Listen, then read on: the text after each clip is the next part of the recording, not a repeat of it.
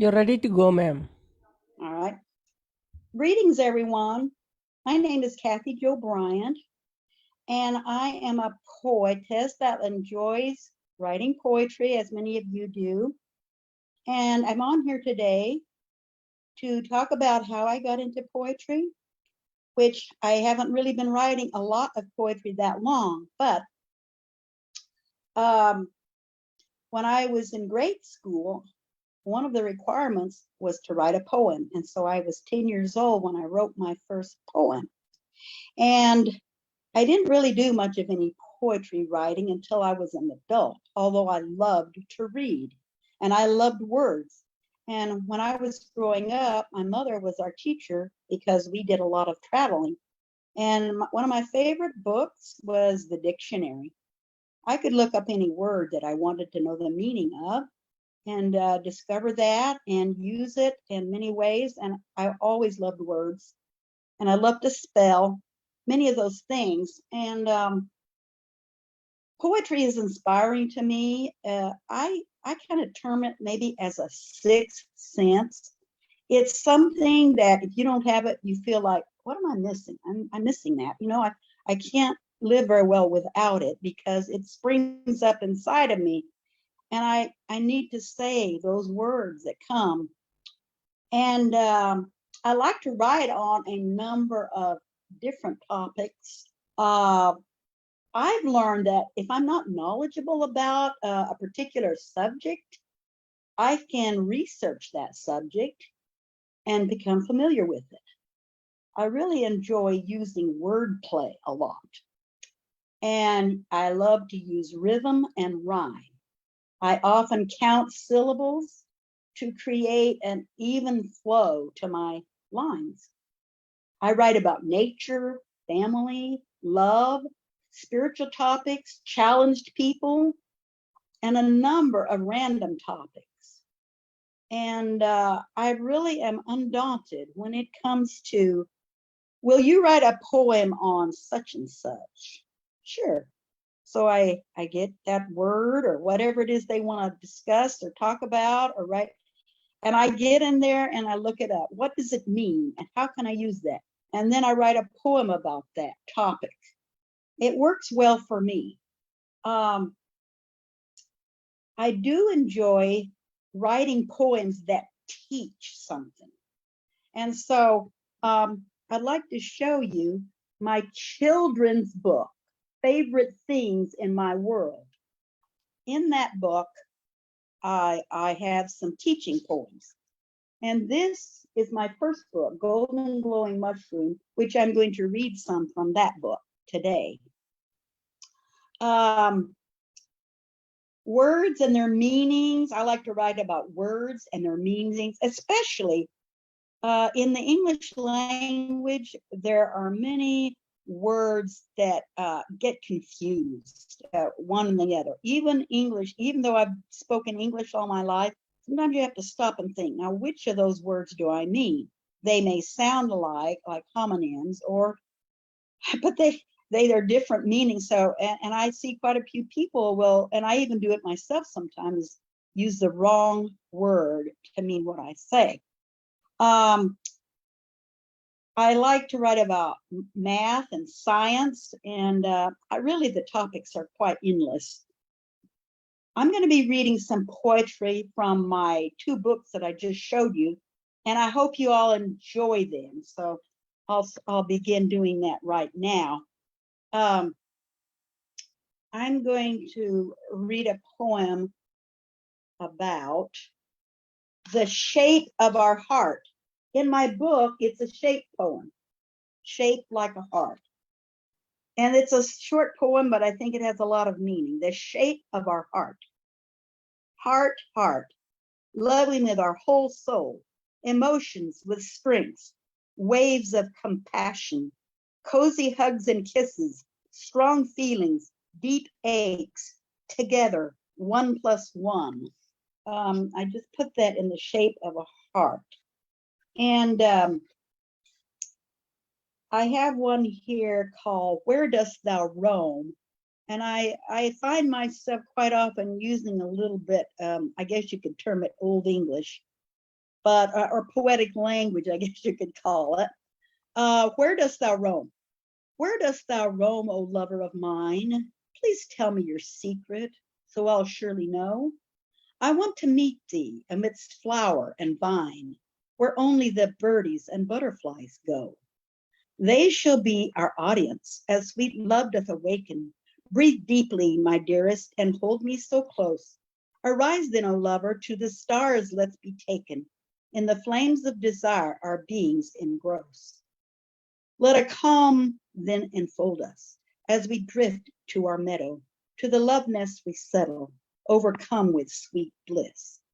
So I don't write a lot of love poems, but I have written a number of them at different times. And but it's not something that I write a lot of, because when you write love poems, quite often you use a lot of descriptive words for love, which I find that some people have a hard time with that.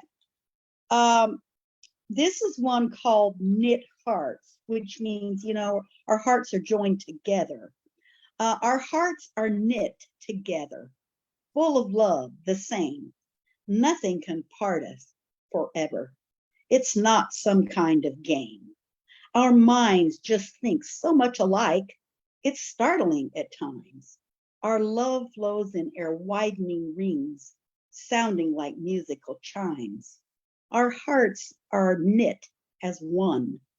For all kinds of weather, come sun, rain, or snow, we connect on a tether. Our pulsating tickers just thrive on love's beat. Their music sounds loudly right down to our feet. Our love is enduring. You can't tear us apart, for it's really just impossible. We connect at the heart. So that's another one of my love poems. And this is another one that I like quite well, called Cherished Time. The time I spend with you, my dear, is cherished and sublime. Feelings expressed, sweet words you say, I long for time after time. It's like a thirst unquenchable, a hunger always here. I welcome them with open arms, with a heart that's so sincere. So breathe those words of love to me, enfold me tenderly, and let me feel within my soul this glorious ecstasy. The clock is ticking much too fast. The sands of time run low. Give me a kiss I won't forget before I have to go. And let's see here. I do genealogy, which is a family history study. And so this one poem is telling us, remember those cherished times. Take photographs and write down things that you experienced so you won't forget them. And I named it Forgotten. Those vanished years, forgotten tales, those tales of long ago, when rooms were new and paint was fresh. Oh, how I loved them so. The flowers grew beside the porch, the swing would creak and groan. The house was filled with voices sweet, and no one was alone. Now weeds grow tall beside the house, the siding gray and bare.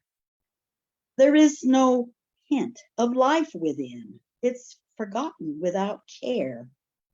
Oh, friend of mine, do not despair. Paint pictures clear as day. Take photographs, record those years before they pass away. And I also have a number of different items that to me bring a lot of,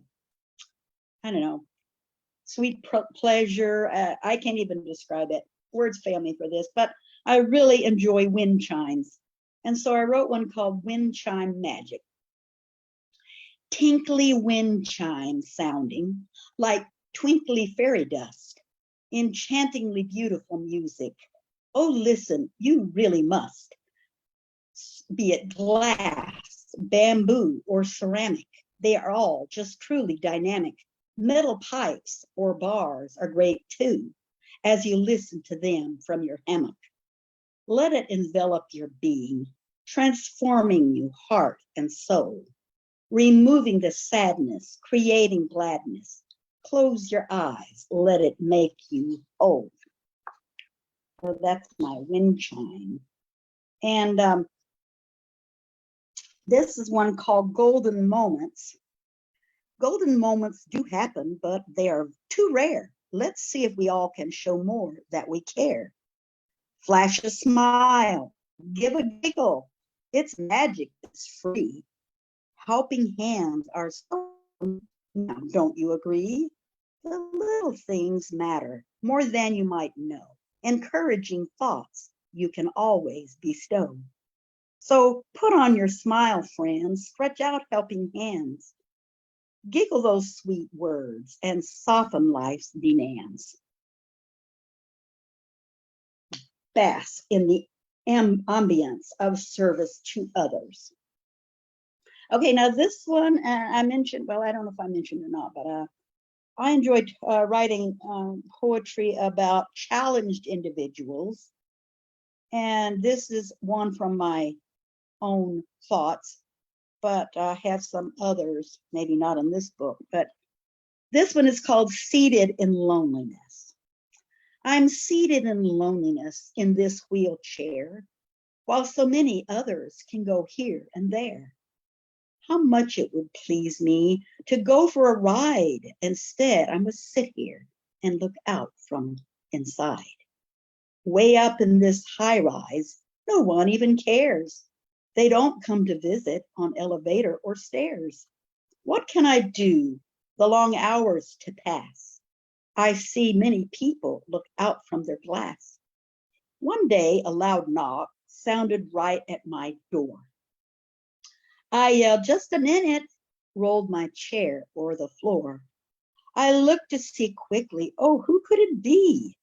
Who was waiting outside to see crippled me? A few hairs out of place, I just brushed aside. So I looked a tad better, tousled I can't abide. A lady was smiling, greeted me at my door. Hello, friend, I'm here to take away bore. So nice to meet you, I said in surprise. Please come inside, as eyes then met eyes. She then sweetly grinned as I showed her a chair. We chatted an hour, so glad she was there. I thrilled as she told me she was new on my floor and was looking for friends, hoping one was in store. It was just like we'd known each other forever. In our hearts, we resolved not to part, no, not ever. So, reader, please look for those lonely or sad. You could bring them great joy and make their hearts glad.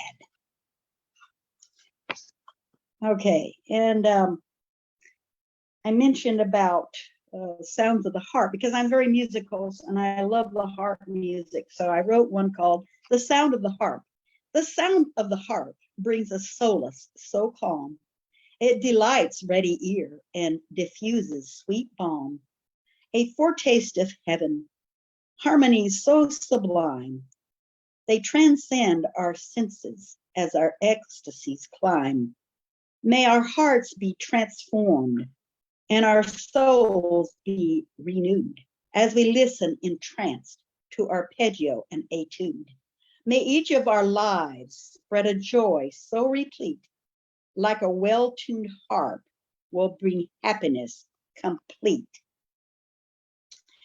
And I am a grandmother, and this one is just kind of spontaneous. We were getting ready to move, and my daughter found a pair of her daughter's little shoes, my granddaughter's shoes. So I wrote one called My Grandbaby's Shoes. They were rediscovered today. They had just been packed away. Sweet little shoes, such sweet little shoes. Memories return in loving waves. I hold them very dear. Oh, how my doting heart behaves, cherished year by year. That's another one. And this poem is asks the question, what is power? What do you think of when you hear the word power? So in this poem, I'm explaining different meanings for the word power. Power is so many things. It's hard to name them all. Power is authority. Power is such energy. Power can project your voice with enough intensity so it can be clearly heard from far with immensity. Power propels an engine to send you on your way, whether on a ship at sea or on the great skyway. Power can be a terrible curse to make people cower in fear, afraid for their very existence or of losing their jobs so dear. The power of love unites us and melds our hearts as one. Unprecedented power unleashed under our moon and sun. So I've kind of a poem with word meanings. And this one here is about animals, about dogs, nonetheless, because my daughter works with helping dogs to be taken better care of. And this one is called In Wait for My Forever Home. My ears perk up. I'm getting excited. Is that a little human coming my way? Oh, joy of joys. They sit themselves down. They lovingly talk with sweet words to me. Then they open a book and tell me each word. Their lilting young voice sounds the best ever heard. My sadness disappears and hope springs anew. I've never been so happy. What now shall I do? My tail wags with delight as gladly I hear. How pleasing is your voice to my eager ear. It's a wonderful thing for children to read. To us lowly canines, like a hopeful seed. We need a strong boost to our lagging morale. Please read to me now. It will please me, it shall. It's amazing what reading to a dog can do, or any other animal that you've noticed will pay attention when you speak with them. Because the sound of our voice, if it's mellow and pleasing, and you know that person is trying to heal that doggy that's all alone there, waiting for its forever home. Okay. And another, since I'm musical, another one is called music box melodies. Music box melodies just bring me such cheer. I could listen to them any day, month, or year. They hold the attention of man, woman, or child. Tiny tinkles of tunes, so sweet and so mild. They can take you right into a vastly different time, a way simpler life, a sunnier clime. It can bring back old memories of great times and cool places, or elicit a few tears of grown babies' missing faces. Oh, that's another one of my musical poems. And this one kind of makes me chuckle because I really love these winding stairs. And I wrote one called The Elegant Winding Staircase. After I read it, I'll tell you why it's funny. Oh, how I love to imagine an elegant winding staircase, such beauty and grace to behold, such loveliness delightful and bold. The carved balustrade, well polished, gleaming of fine oaken wood. The railing so smooth and wandering, leaving me speechless, wondering. I feel like I'm flying in circles up to heaven's bright veil, so serene. As I scale treads and risers of glory, the artisan's skill tells the story. The reason I said I would laugh is because I'm afraid of heights. I would never climb those high winding stairs, but I love to look up at them because they're just so picturesque and lovely. And this is it was for a picture prompt and it's very short, but I thought it quite amusing. The cracked cup. I dropped my cup this morning. My chocolate ran right out. The little bits of marshmallows just cried and gave a shout. It's a funny one. Let me see here. This is one that I wrote quite a while back. and it was for a Mother's Day where we remember our mothers. And I started thinking about my children and fond memories. So it's called A Mother's Fond Memories. Where have they gone, those vanished years? They seem but yesterday, when, oh, so often I could hear my children at their play. Their childish laughter rang with joy. It had such soothing power. And how I cherished with a mother's pride each gift of a woodland flower. How I'd love once more to hear them beg as bedtime came around. Please, mother, read some stories now, as each child's place was found. They're all grown up, they don't need me to kiss away their tears, put band-aids on their cuts and scrapes to calm their foolish fears. Because of old Father Time, I've changed careers. It's the way things have to be. But memories dear to a mother's heart are my children's best gift to me. That was for my 3 children. And this poem, and since I mentioned I was a genealogist studying family history, stories were passed down, and this one was of my grandmother. She loved to play baseball. Trouble over the fence. When Grandma was young, she loved baseball. She'd play it with friends each day, but over the fence in the pasture green were mean cows who wanted their way. She was duly warned, and the danger she knew, but the day was so lovely, too lovely to waste. So the baseball went zing right over that fence, and she ran to retrieve it with haste. She grabbed it okay, but on return run, mean old cow, well, she ran too. Her sharp, deadly horns lifted frightened Gram up, and over the fence she flew. It's a marvelous wonder that she survived. It's certain she never forgot. And all through the years, this story she's told with the effective lesson it taught. And this is another childhood experience of when I was growing up. We loved to fly kites, and my brother knew how to make them. The distant green kite. On a day long, long ago, when I was but a tyke, we siblings had some wondrous fun. Big brother made a kite. The frame was very strongly built, and it was made just right. We sisters thought it was so grand, couldn't wait for its first flight. Then, joy of joys, that day was here. Green kite was flown aloft. Kite string blew softly in the wind, with clouds a backdrop soft. Smaller, smaller, green kite grew. Then we must go to town. So brother tied it to a hitch so it would not come down.